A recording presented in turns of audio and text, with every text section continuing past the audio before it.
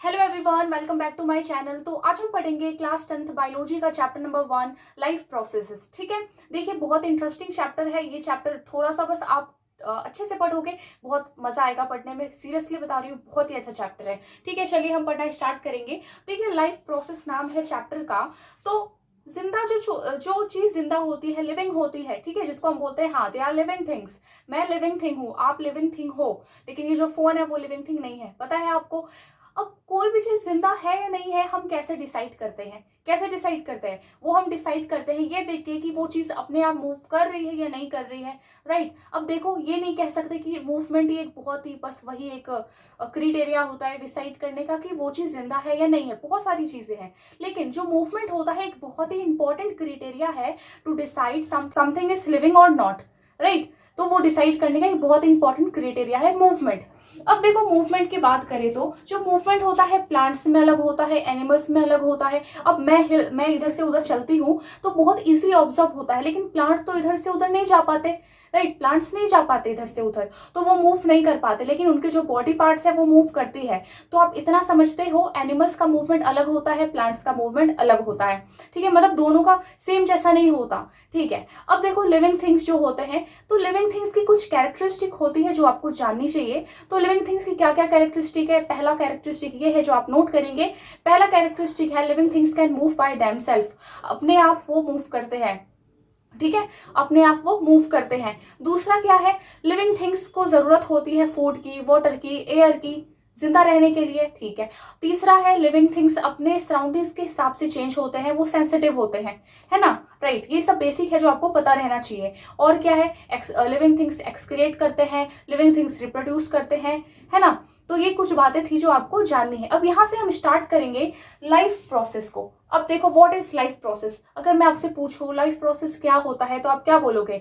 आपको ये सीधा बोलना है, ये देखो जो लिविंग थिंग्स होती है वो परफॉर्म करती है बहुत सारी एक्टिविटीज, बहुत सारे बेसिक फंक्शंस वो करते हैं जिस खुद को जिंदा रखने के लिए। ठीक है, तो वही होता है लाइफ प्रोसेस। ठीक है, देखो पहले डिफिनेशन पढ़ो। The process that are necessary for an organism to stay alive are called life process. Life process वो प्रोसेस है जो कि हर हर लिविंग थिंग करता है खुद को जिंदा रखने के लिए। ठीक है, उसके बिना जो जिंदगी है वो संभव पॉसिबल नहीं है।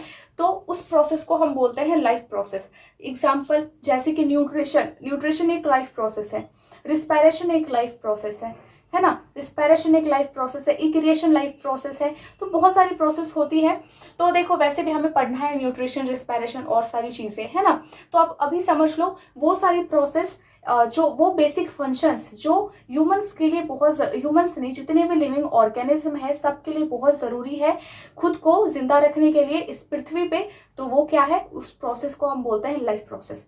ठीक है, एक और डेफिनेशन आपको बताती हूँ। The basic functions that perform living things to maintain their life on this earth is called life process. आप ये भी बोल सकते हो एग्जाम्पल में न्यूट्रिशन, रिस्पायरेशन, ठीक है, इक्रिएशन भी हो जाएगा, ठीक है, ट्रांसपोर्टेशन भी हो जाएगा, ये सब एक लाइफ प्रोसेस है। अब देखो, अब यहाँ से लाइफ प्रोसेस आ गया, आपको समझ में क्या होता है। अब एग्जांपल्स को भी डिटेल में समझेंगे। न्यूट्रिशन क्या होता है, रिस्पायरेशन क्या होता है ना। अब अभी आप थोड़ा थोड़ा ये समझो न्यूट्रिशन क्या है। न्यूट्रिशन इनटेक ऑफ फूड, हम फूड को जो लेते हैं, इनटेक करते हैं, उस प्रोसेस को बोलते हैं न्यूट्रिशन। लेकिन अब इसके साथ एक चीज और जोड़ो डिटेल में कि बस इनटेक ऑफ फूड नहीं, इनटेक ऑफ फूड के साथ साथ उस फूड को हम यूटिलाइज करते हैं, उस फूड को हम काम में लेते हैं for growth, for repayment of जो टिश्यू का रिपेयर होता है, उन सब के लिए उसको यूटिलाइज करते हैं। ठीक है, अब देखो ये यूटिलाइज करने के लिए एक चीज जरूरी होता है, फूड, है ना। फूड के बिना तो कुछ पॉसिबल ही नहीं है। फूड से हमको एनर्जी मिलता है, एनर्जी से ये सारी लाइफ प्रोसेस होती है। ठीक है, एनर्जी से सारी लाइफ प्रोसेस होती है। तो अब एनर्जी फूड से आता है, तो फूड बहुत जरूरी चीज होती है जो हर लिविंग ऑर्गेनिज्म लेता है। ठीक है, अब यहाँ से हम स्टार्ट करेंगे अपना न्यूट्रिशन का पार्ट। ठीक है, न्यूट्रिशन क्या होता है? देखिए, the process by the living organism receive and utilize the food material necessary for their survival, growth and repair. ठीक है, अब वो प्रोसेस, देखो न्यूट्रिशन वो प्रोसेस है, इनटेक ऑफ फूड, फूड को इनटेक करने का प्रोसेस और उसको यूटिलाइज करने का प्रोसेस। आप सिंपल लिख सकते हो the process of intake of food and utilize it food, ठीक है, by an organism is called nutrition. ठीक है, अब देखो न्यूट्रिशन से मिलता जुलता नाम आपने सुना होगा न्यूट्रिएंट का। ठीक है, न्यूट्रिएंट का सुना होगा नाम। इसका नाम आपने सुना होगा, न्यूट्रिएंट क्या होता है। देखो न्यूट्रिएंट क्या है, ये दोनों बहुत अलग अलग चीजें होती हैं। न्यूट्रिएंट एक पर्टिकुलर टाइप का एक फूड होता है, जैसे fat, proteins, vitamin, water, mineral, carbohydrate, ये सब एक न्यूट्रिएंट है। ठीक है, और यही सब तो हम कंज्यूम करते हैं। ये एक पर्टिकुलर टाइप का फूड होता है, यही तो हम लेते हैं, यही तो हम इंटेक करते हैं।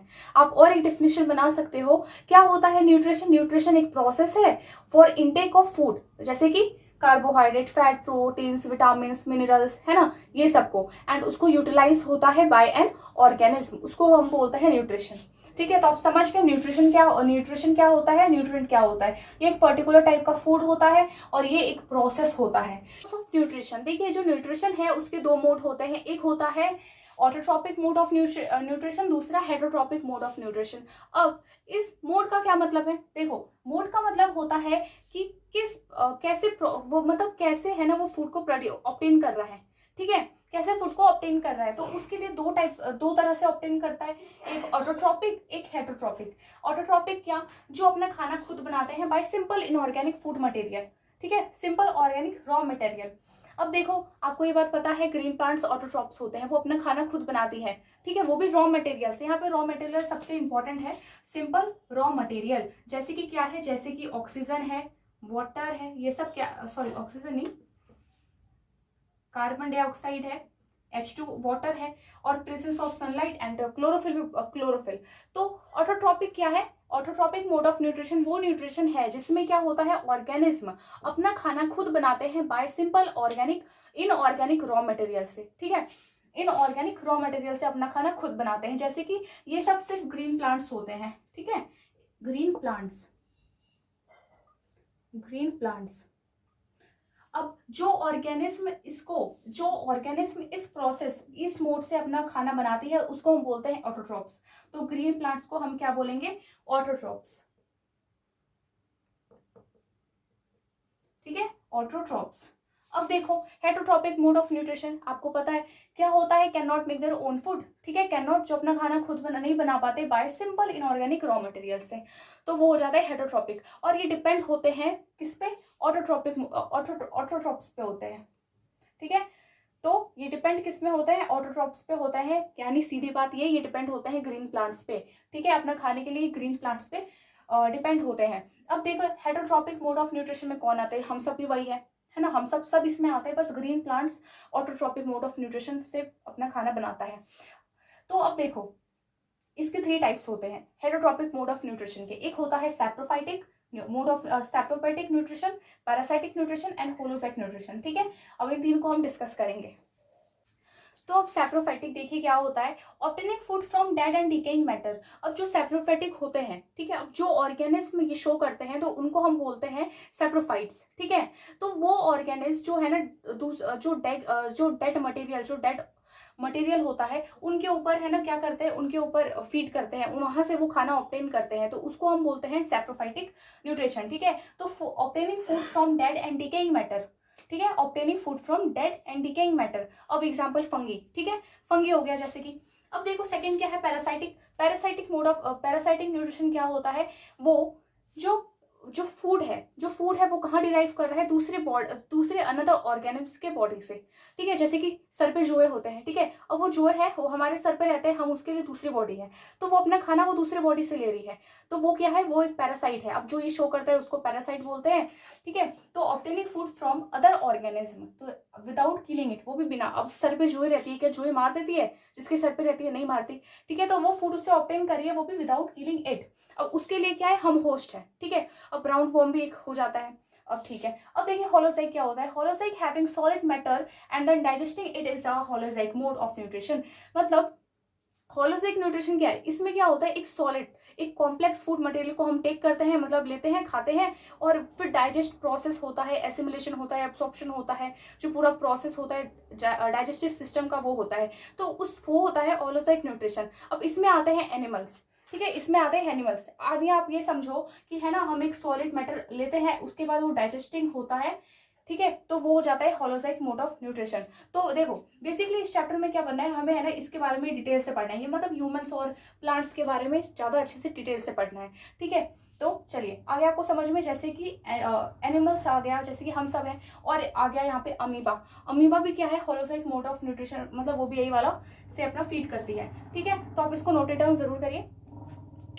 तो अब देखिए हम पढ़ेंगे अब न्यूट्रिशन इन प्लांट्स में। ठीक है, तो पहले हम पढ़ते हैं न्यूट्रिशन इन प्लांट्स में। प्लांट्स कैसे होते हैं, कि देखो प्लांट्स को भी जरूरत होती है एनर्जी की, क्योंकि वो भी बहुत सारी मेटाबॉलिक एक्टिविटीज करती है, तो उनको भी जरूरत होती है एनर्जी की। अब एनर्जी उनको कहाँ से मिलता है, वो अपना फूड कैसे करते हैं, बनाते हैं, तो वही हम देखेंगे। तो देखिए फोटोसिंथेसिस के प्रोसेस से वो अपना खाना बनाती है, ये आपने बचपन की क्लास में भी पढ़ा होगा, राइट। तो देखो फोटोसिंथेसिस क्या है, वो प्रोसेस जिससे ग्रीन प्लांट्स अपना खाना खुद बनाती है, किससे, कार्बन डाइऑक्साइड से, वाटर से, सनलाइट से, और इन द प्रेजेंस ऑफ क्लोरोफिल।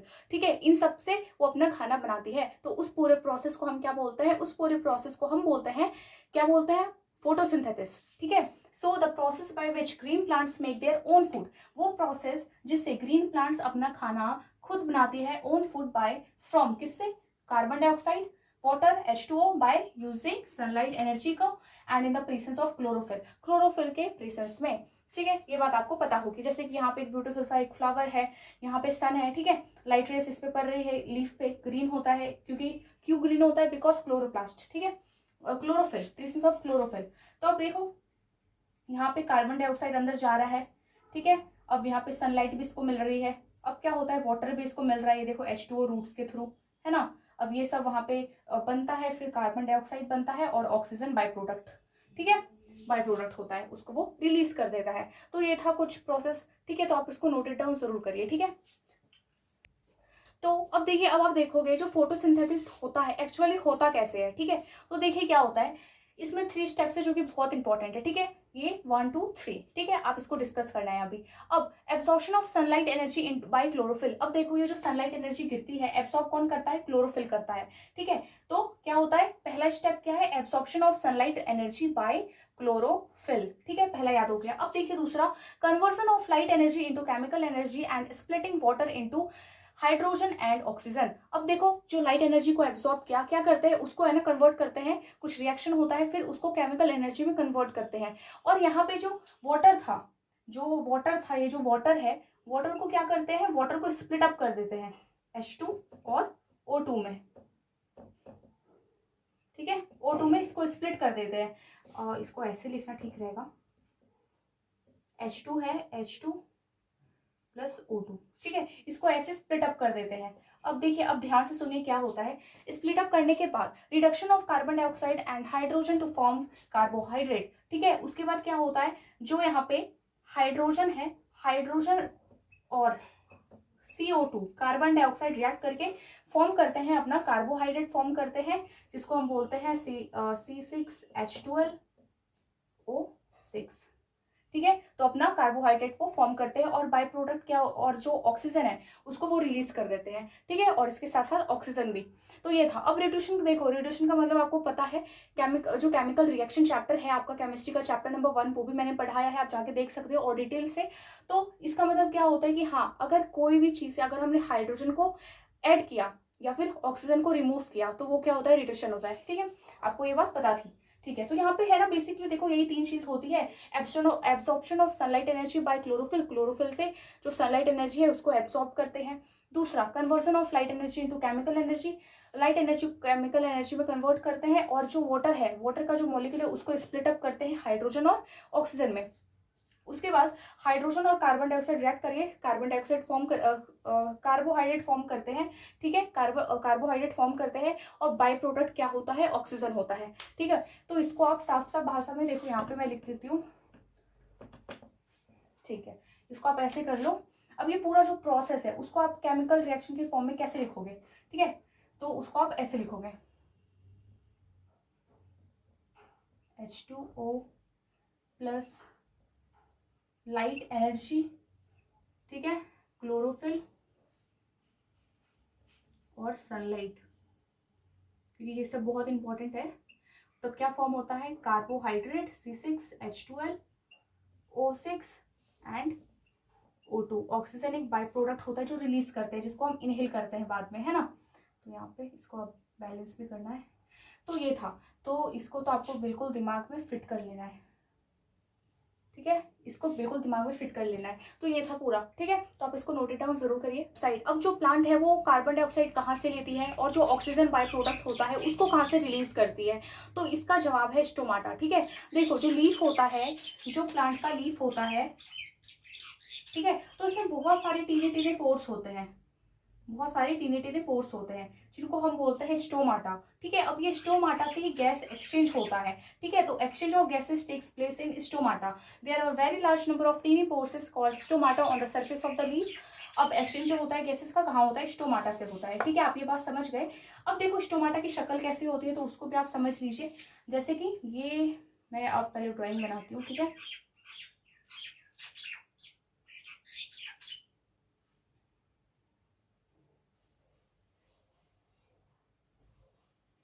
ठीक है, देखिए ये है ना, ये आप जो देख रहे हो ये वाला पार्ट, ये जो पूरा पार्ट आप देख रहे हो ये है स्टोमाटा, ठीक है। अब किस तरह लेती है, किस तरह गैस को एक्सचेंज करती है वो भी हम देखेंगे। तो ये क्या है, स्टोमाटा है। अब ये जो साइड में आप ये देख रहे हो बीन्स टाइप का शेप जो है, किडनी टाइप का शेप है, इसको हम बोलते हैं गार्ड शेल, ठीक है। हर एक स्टोमाटा के दोनों तरफ एक पेयर होता है गार्ड शेल का, गार्ड शेल, ये इसको प्रोटेक्ट करके रखती है। क्योंकि जो अब देखो ये स्टोमाटा बंद होगा या खुलेगा, ठीक है, ये कौन कंट्रोल करता है, ये कंट्रोल करता है गार्ड शेल। अब कैसे ये कंट्रोल करता है, जब इसमें वाटर फ्लो होता है, ठीक है, सुनिए, जब इसमें वाटर फ्लो होता है, वाटर फ्लो, तो ये क्या होता है, ये फूल जाता है, ठीक है। अब ये फूल गया, जैसे यहाँ पे वैसे ये पहले से ही फूला हुआ है, तो ये फूल गया है। अब ये फूल गया तो ये वाला जो ओपन एरिया है ये ओपन हो जाता है। और जब, अब क्या होता है, जब इससे वाटर लूज हो जाए, जब इससे वाटर लूज हो जाए,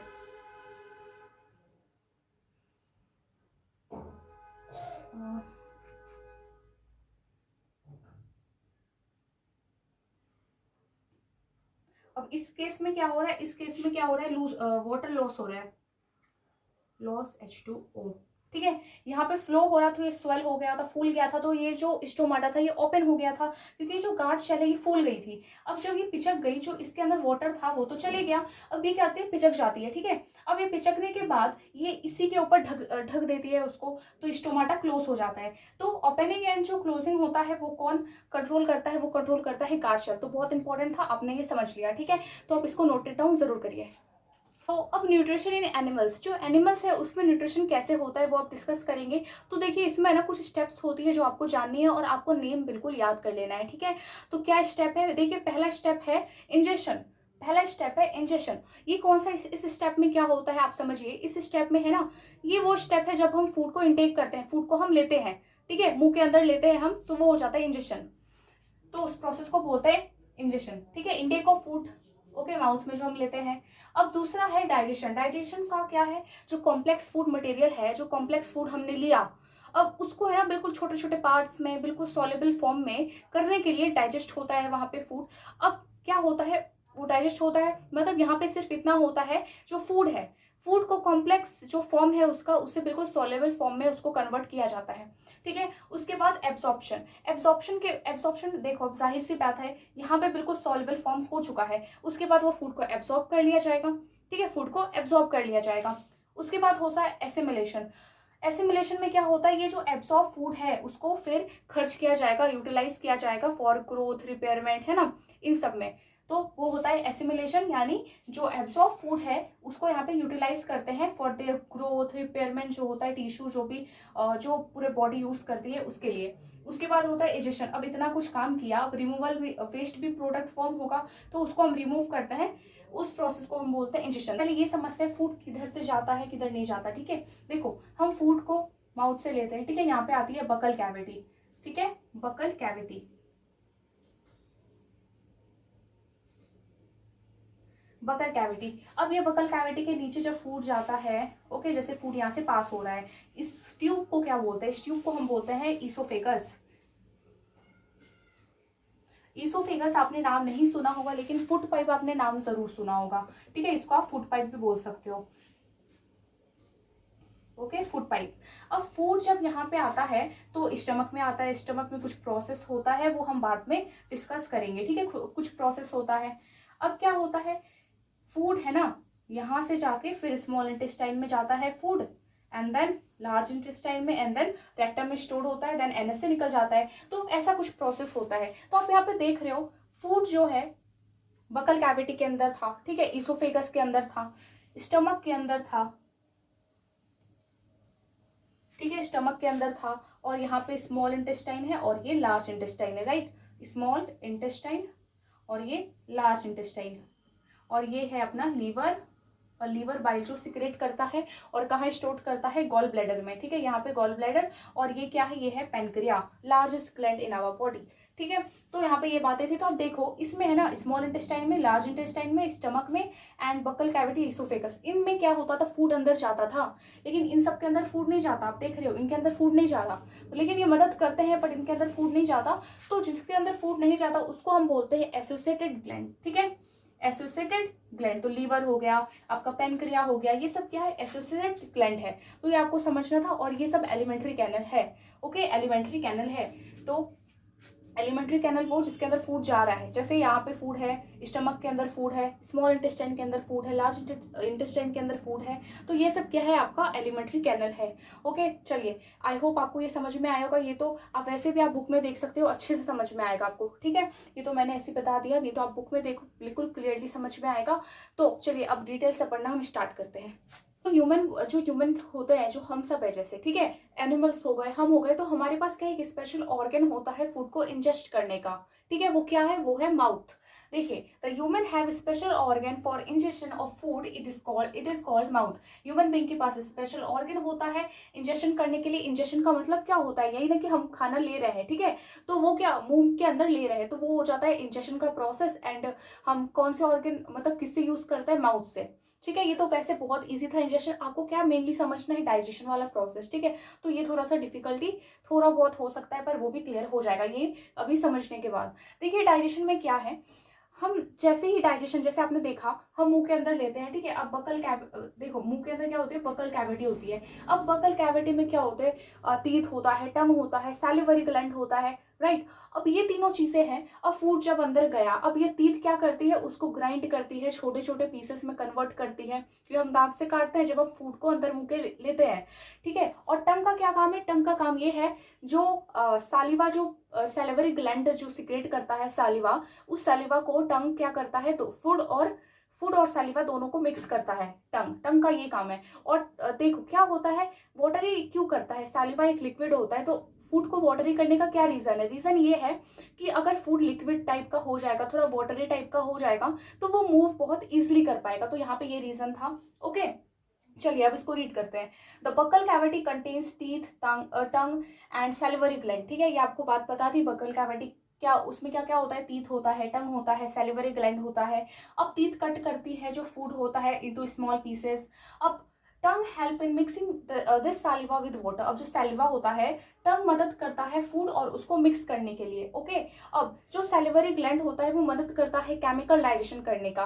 कैसे, देखो जो सैलिवरी ग्लैंड होता है वो सिक्रेट करता है एक एंजाइम, ओके। अब वो कौन सा एंजाइम है, बहुत इंपॉर्टेंट नाम है उसका एंजाइम, उसका नाम है सैलिवरी अमाइलेस। क्या नाम है, सैलिवरी अमाइलेस नाम है। तो ये सिक्रेट करता है सैलिवरी ग्लैंड और ये मदद करता है केमिकल डाइजेशन में, ठीक है। अब क्या होता है, जो फूड में जो स्टार्च प्रेजेंट होता है वो उसको डाइजेस्ट करता है और किस फॉर्म में कन्वर्ट करता है शुगर की फॉर्म में। तो आपको ये याद रखना है, ठीक है। यहाँ पे मैंने लिख दिया है क्या करता है ये salivary amylase, digest starch present in food into sugar, okay. तो आप यहाँ तक नोट करो। अभी और देखते हैं डाइजेशन में क्या क्या प्रोसेस होता है। ये तो हमने देखो यहाँ तक देखा। अभी आपने क्या, तो फेकस जो होता है कैरी करता है फूड को और कहाँ पे लेके जाता है, स्टमक पे लेके जाता है। जैसे कि आपने देखा था, और इसको मिटा के यहाँ पे लिखती हूँ, म्यूकस।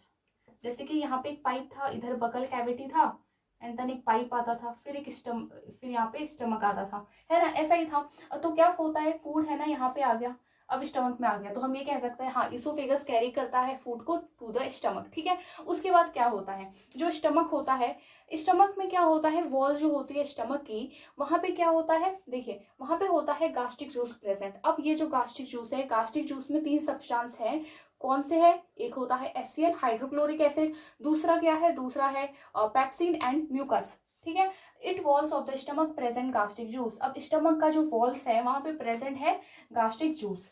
ठीक है, अब उसमें क्या होता है गास्ट्रिक जूस में, तो उसमें होता है HCl, पेप्सिन एंड म्यूकस। यहाँ पे पेप्सिन आएगा, हाँ पेप्सिन और म्यूकस आता है। ठीक है, अब देखो pepsin help in digestion of proteins, mucus protect the stomach wall. यहाँ पे इंपॉर्टेंट बातें लिखी है मैंने, देखिए जो पेप्सिन होता है, ये जो पेप्सिन आप देख रहे हो, ये पेप्सिन क्या होता है, जो फूड में जो प्रोटीन होता है उसको ये डाइजेशन करता है। ठीक है, तो प्रोटीन को ये डाइजेस्ट करता है पेप्सिन। अब HCl का यहाँ पे क्या काम है, देखिए HCl जो होता है ये बहुत एसिड होता है, आपको पता है बहुत एसिडिक होता है ये, है ना। तो ये इतना एसिडिक है इसलिए ये पेप्सिन वर्क कर पाता है। ये तीनों एंजाइम, ये तीनों क्या करते हैं, बिल्कुल इंटरलिंक्ड है। HCl की जरूरत इसलिए है क्योंकि पेप्सिन तभी काम करेगा, ये तभी प्रोटीन को डाइजेस्ट करेगा जब उसको एसिडिक मीडियम मिले। तो HCl एसिड है तो वो क्या करता है, गास्ट्रिक जूस को एसिडिक बना देता है। ठीक है, अगर ये नहीं ऐसा करेगा HCl, अगर HCl नहीं होता तो क्या होता, पेप्सिन वर्क ही नहीं करता। तो पेप्सिन काम तभी कर पाता है, वो डाइजेस्ट प्रोटीन को तभी कर पाता है जब उसको एसिडिक मीडियम मिले, इसलिए HCl वहां पे है। तो HCl क्या करता है, गास्ट्रिक जूस को वो एसिडिक बना देता है और पेप्सिन अपना वर्क करता है। और म्यूकस का क्या है, आप समझ गए होगे, अब ये इतना एसिडिक है तो हमें तो इससे बहुत खतरा होगा, लेकिन जो म्यूकस होता है, म्यूकस की लाइनिंग होती है, म्यूकस जो है प्रोटेक्ट करके रखता है हमें HCl से। ठीक है, तो mucus protect the stomach wall, वो हमको प्रोटेक्ट करके रखता है। यहाँ तक बात आ गई क्लियर। ठीक है, अब स्मॉल इंटेस्टाइन में उसके बाद फूड जाता है। अब स्टमक से बात होगा, अब स्टमक तक काम हो गया, अब क्या होता है, फूड कहाँ जाता है, स्मॉल इंटेस्टाइन में। ठीक है, फूड जाता है स्मॉल इंटेस्टाइन में। यहाँ पे लीवर सब भी होते हैं लेकिन यहाँ पे फूड नहीं जाता, इसलिए इनको एसोसिएट ग्लैंड्स कहते हैं। और जिनमें फूड जाता है, देखो फूड इसके अंदर गया, इसके अंदर फूड थोड़ी गया, पैनक्रियास के अंदर फूड नहीं गया, वो एसोसिएट ग्लैंड्स है। एंड ये जो है एलिमेंट्री कैनल है, इन सबको बोलते हैं जिनके अंदर फूड जाता है। ओके, ये समझना था आपको। अब देखो small intestine is the site of complete digestion of food. अब स्मॉल इंटेस्टाइन में ही कंप्लीट डाइजेशन होता है फूड का। ठीक है, कंप्लीट डाइजेशन होता है फूड का, जैसे कि कार्बोहाइड्रेट है, प्रोटीन है, फैट है। ओके, अब small intestine receive the secretions of two glands, liver, pancreas. अब देखो जो स्मॉल इंटेस्टाइन है वो रिसीव करता है दो ग्लैंड के सिक्रेशंस, एक कौन है, लीवर, एक पैनक्रियास। यहाँ अंदर फूड नहीं जाता, ये डाइजेस्ट नहीं करता, लेकिन ये बहुत मदद में आता है। ये मतलब मदद करता है केमिकल डाइजेशन में। जैसे कि लीवर है, लीवर सिक्रेट करता है बाइल जूस, है ना, लीवर सिक्रेट करता है बाइल जूस, और ये स्टोर कहाँ होता है, गॉल ब्लैडर में स्टोर होता है। ठीक है, अब बाइल जूस क्या है, बाइल जूस का यहाँ पे दो काम है। एक काम क्या है, जो फैट है, फैट को ये क्या करता है, फैट को ये बिल्कुल ब्रेक डाउन कर देता है छोटे छोटे पार्ट्स में। ठीक है, तो ये क्या करता है, ब्रेक डाउन करता है फैट्स को। एक बाइल जूस का ये काम है। दूसरा, बाइल जूस जो है बेसिक नेचर का होता है। ठीक है, बेस होता है, अल्कलाइन होता है। तो जो एसिडिक फूड आ रहा था, क्योंकि वहां पे बिल्कुल एसिड था पेट के अंदर, तो वहाँ यहाँ मतलब स्टमक के बारे में बात हो रही है, तो ये एसिडिक था, आपको पता है HCl की वजह से, तो ये फूड बहुत एसिडिक हो गया था। तो इसीलिए बाइल जूस का तो एक काम आपने समझा, दूसरा काम ये है, इसको ये अल्कलाइन कर देता है। ठीक है, इसको ये अल्कलाइन कर देता है, तो ये आपको समझनी थी। ठीक है, तो वर्क आपको आ गया बाइल जूस का समझ में। अब पैनक्रेटिक जूस है। ठीक है, पहले आप ये समझो, जो पैनक्रेटिक जूस है वहां पे है ना 3 एंजाइम्स होती है, ये देखो 3 एंजाइम्स होती है, अमाइलेज, ट्रिप्सिन, लिपेज। ठीक है, तो ये सब क्या करते हैं, जो प्रोटीन्स, फैट्स ये सब होते हैं ना, उनको ये ब्रेक डाउन करता है, उनको डाइजेशन करता है। ठीक है, तो यहाँ पे आपको ये नाम याद रखना है, पैनक्रेटिक, अमाइलेज, ट्रिप्सिन, लिपेज। कहाँ पे होता है, पैनक्रेटिक, पैनक्रिया में। ठीक है, और लीवर मतलब कौन सिक्रेट करता है, पैनक्रियास करता है, और बाइल जूस कौन सिक्रेट करता है, लीवर। अब जो लार्जेस्ट पार्ट है हमारे बॉडी का, लार्जेस्ट ग्लैंड कौन सा है, वो है पैनक्रिया। ठीक है, तो ये आपको याद रखना है। तो डाइजेशन में क्या होता है, कंप्लीट डाइजेशन होता है फूड का। अब देखो डाइजेशन आप समझ गए, अब डाइजेशन के पास कौन सा प्रोसेस था, उसके बाद था प्रोसेस एब्जॉर्प्शन का। ठीक है, एब्जॉर्प्शन अब वो डिस्कस करेंगे। उसके बाद डाइजेशन के बाद प्रोसेस होता है एब्जॉर्प्शन का। ठीक है, देखिए एब्जॉर्प्शन में क्या होता है, जो इंटेस्टाइन होती है, उस स्मॉल इंटेस्टाइन, ठीक है, तो उसके अंदर क्या होता है, उसके अंदर होता है विली। आपने इसके बारे में पक्का पढ़ा होगा, फिंगर लाइक प्रोजेक्शंस होते हैं, बहुत छोटे छोटे मिलियंस ऑफ विली होते हैं हमारे स्मॉल इंटेस्टाइन में, राइट। तो ये विली क्या करते हैं, उन जो फूड है जो उसको एब्जॉर्ब कर लेते हैं, ओके, वो जो डाइजेस्टेड फूड है उसको एब्जॉर्ब कर लेते हैं, एंड वो जो फूड को एब्जॉर्ब करते हैं वो भेज देते हैं किसके पास, ब्लड के पास, ठीक है। अब देखो क्या होता है, आफ्टर डाइजेशन के बाद क्या होता है, फूड बिकम सो स्मॉल, जो फूड है वो बहुत छोटे बन जाते हैं, है ना, इतने छोटे कि जो स्मॉल इंटेस्टाइन जो होती है उसमें आराम से पास हो सके। Food become so small they can easily pass through walls of small intestine. Okay, देखिए मैंने ना बिल्कुल आप जैसे कि आपको जैसे समझ में आया, आपको नोट्स का काम भी हो जाए, तो मैंने इस फॉर्म में लिखा है, आई होप आपको अच्छा लग रहा हो, ठीक है। देखिए, they can easily pass through walls of small intestine, right, यहाँ तक आ गया समझ में। अब विली एब्जॉर्ब करती है डाइजेस्टेड फूड को जो उसमें प्रेजेंट होता है, and go into our blood, और ब्लड में भेज देता है। तो यहाँ पे एब्जॉर्प्शन में सिर्फ इतना होता है, ठीक है। उसके बाद कौन सा प्रोसेस था, एसिमिलेशन का प्रोसेस। देखो क्या होता है, blood carry the absorb food to all parts of the body. अब ये ब्लड क्या करती है, जो ब्लड यहाँ पे मतलब ब्लड ने एब्जॉर्ब कर लिया डाइजेस्टेड फूड को, ब्लड के अंदर डाइजेस्टेड फूड सब है, राइट। अब वो डाइजेस्टेड फूड हर एक बॉडी के पार्ट में जाएगा, कैसे, ब्लड कैरी करेगा, वो एब्जॉर्ब जो फूड है उसको ब्लड कैरी करेगा to all parts of the body. Absorb food is taken by the body cells. अब जो बॉडी के सेल्स है, जो हर एक जो सेल है उस फूड को लेगा, एब्जॉर्ब फूड को, use for energy growth and repair. अब उसका अब लेने के बाद तो ऐसा तो है नहीं जो ऐसे रख लेगा, नहीं, अब क्या करेगा, उसको यूज करेगा रिपेयर के लिए, एनर्जी के लिए, ग्रोथ के लिए, तो बहुत सारे काम आते हैं, तो उन सब चीज के लिए उसको यूज करेगा। तो एसिमिलेशन के प्रोसेस में ये पूरे बातें थी, मतलब बात थी, ठीक है। तो एसिमिलेशन के प्रोसेस में ये सारी बातें थी। अब देखो इंजेक्शन, ठीक है, इंजेक्शन तो आपको पता है, ये अब जो फूड डाइजेस्ट नहीं होता उसके बाद वो रेक्टम में जाके स्टोर हो जाता है, देन एनएस के थ्रू निकल जाता है, ठीक है। तो digested food is remove from the body. Thank you for watching this video, ठीक है। अगर वीडियो अच्छा लगा तो चैनल को सब्सक्राइब जरूर कर लीजिए, and thank you for watching this video. इस तरह अच्छे से पढ़ते रहिए।